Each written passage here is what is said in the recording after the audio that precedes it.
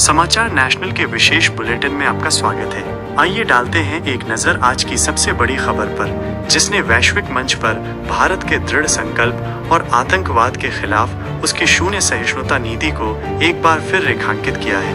Breaking news, operation सिंदूर और Bahrain में ओवैसी की गर्जना, पाकिस्तान को आतंकी राष्ट्र करार। आज बहरीन में चल रही एक महत्वपूर्ण अंतर्राष्ट्रीय बैठक में भारतीय प्रतिनिधिमंडल का हिस्सा रहे AIM प्रमुख असदुद्दीन ओवैसी ने पाकिस्तान को आतंकवाद के मुद्दे पर जमकर लताड़ा।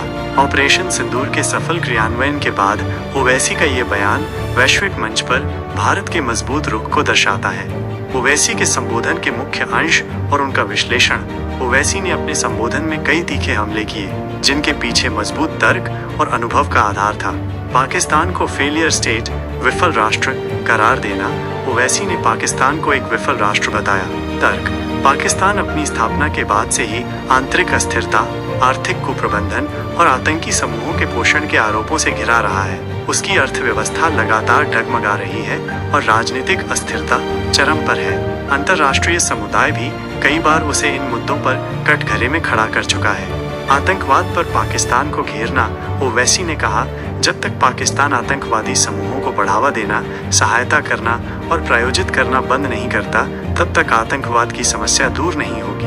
तर्क: भारत लंबे समय से पाकिस्तान पर सीमा पार आतंकवाद को बढ़ावा देने का आरोप लगाता रहा है। पुलवामा, मुंबई 26/11, संसद पर हमला जैसे कई बड़े आतंकी हमलों के पीछे पाकिस्तान स्थित आतंकी संगठनों का हाथ होने के पुख्ता सबूत भारत ने अंतर्राष्ट्रीय मंचों पर पेश किए हैं। जैश-ए-मोहम्मद, लश्कर-ए-तैयबा जैसे संगठन पाकिस्तान की जमीन से ही संचालित होते रहे हैं। कुरान का जिक्र। ओवैसी ने कहा, कुरान आतंकवाद की निंदा करता है और इसमें कहा गया है कि एक निर्दोष व्यक्ति की हत्या पूरी मानव जाति की हत्या के समान है। तर्क: ओवैसी ने धार्मिक ग्रंथ का उल्लेख कर उन लोगों को जवाब दिया जो आतंकवाद को धर्म से जोड़ने का प्रयास करते हैं। ये इस्लामिक विद्वानों और शांति पसंद मुसलमानों के उस व्यापक दृष्टिकोण को दर्शाता है जो आतंकवाद को किसी भी धर्म के खिलाफ मानते हैं। ये पाकिस्तान के उस दुष्प्रचार का भी खंडन करता है जो जिहाद के नाम पर आतंकवाद को बढ़ावा देता है।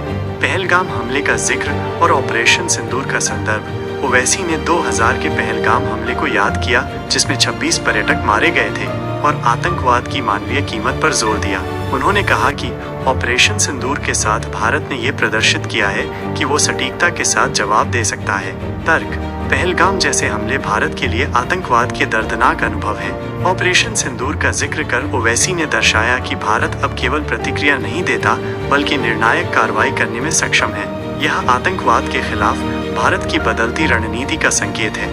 FATF की ग्रे लिस्ट में वापस लाने का आग्रह। ओवैसी ने बहरीन सरकार से पाकिस्तान की कार्रवाइयों की निंदा करने और पाकिस्तान को financial action task force FATF की ग्रे सूची में वापस लाकर आतंकवाद के वित्त पोषण पर अंकुश लगाने में मदद करने का आग्रह किया।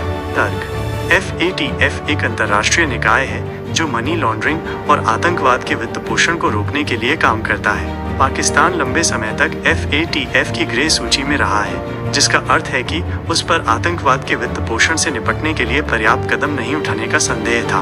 ओवैसी का ये आग्रह अंतर्राष्ट्रीय दबाव बनाकर पाकिस्तान को आतंकी वित्त पोषण रोकने के लिए मजबूर करने का प्रयास है। आईसिस से तुलना। ओवैसी ने कहा, पाकिस्तान में आतंकवादी संगठनों और आईसिस की तकफीरी विचारधारा में कोई अंतर नहीं है। तर्क: तकफीरी विचारधारा एक चरमपंथी इस्लामी विचारधारा है जो अन्य मुसलमानों को भी काफिर घोषित करती है। ओवैसी का ये बयान पाकिस्तान स्थित आतंकी समूहों की क्रूरता और उनकी विचारधारा को उजागर करता है, जो आईसिस जैसी वैश्विक आतंकी संस्थाओं के समान ही खतरनाक है। तर्क वितर्क और संभावित प्रतिक्रियाएं। भारत की स्थिति। तर्क: भारत का यह दृढ़ रुख कि आतंकवाद एक वैश्विक खतरा है और इसे किसी भी रूप में बर्दाश्त नहीं किया जा सकता, लगातार मजबूत हो रहा है। ऑपरेशन सिंदूर जैसी कार्रवाई और ओवैसी जैसे नेताओं के अंतर्राष्ट्रीय मंचों पर दिए गए बयान भारत की रक्षात्मक और आक्रामक क्षमताओं दोनों को प्रदर्शित करते हैं। भारत का मानना है कि जब तक पाकिस्तान आतंकवादियों को पनाह देना जारी रखेगा, क्षेत्रीय शांति और सुरक्षा संभव नहीं है।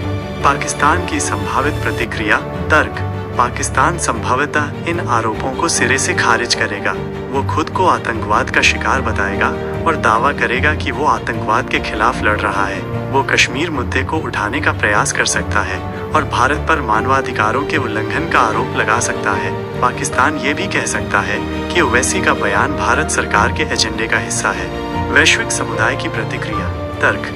वैश्विक समुदाय आतंकवाद के मुद्दे पर आमतौर पर एकजुट है, लेकिन पाकिस्तान को लेकर विभिन्न देशों के अलग अलग हित हो सकते हैं। कई पश्चिमी देश जो अफगानिस्तान में अपनी भूमिका और चीन के साथ अपने संबंधों के कारण पाकिस्तान पर निर्भर हैं, इस मुद्दे पर अधिक सतर्क प्रतिक्रिया दे सकते हैं। हालांकि संयुक्त राष्ट्र और अन्य बहुपक्षीय मंचों पर आतंकवाद के वित्त पोषण और सीमा पार आतंकवाद के खिलाफ बढ़ती चिंताएं पाकिस्तान पर दबाव बनाए रखेंगी। निष्कर्ष। असदुद्दीन ओवैसी का ये बयान ऑपरेशन सिंदूर के बाद आया है, जो दर्शाता है कि भारत अब केवल आंतरिक रूप से मजबूत नहीं हो रहा है, बल्कि अंतर्राष्ट्रीय मंचों पर भी अपनी आवाज को प्रभावी ढंग से उठा रहा है। ये आतंकवाद के खिलाफ भारत की शून्य सहिष्णुता नीति का स्पष्ट प्रमाण है और पाकिस्तान के लिए एक कड़ा संदेश कि उसे आतंकवाद को समर्थन देना बंद करना होगा। आने वाले समय में देखना होगा कि इस बयान और ऑपरेशन सिंदूर के बाद वैश्विक कूटनीति पर क्या असर पड़ता है। ये था समाचार नेशनल का विशेष बुलेटिन।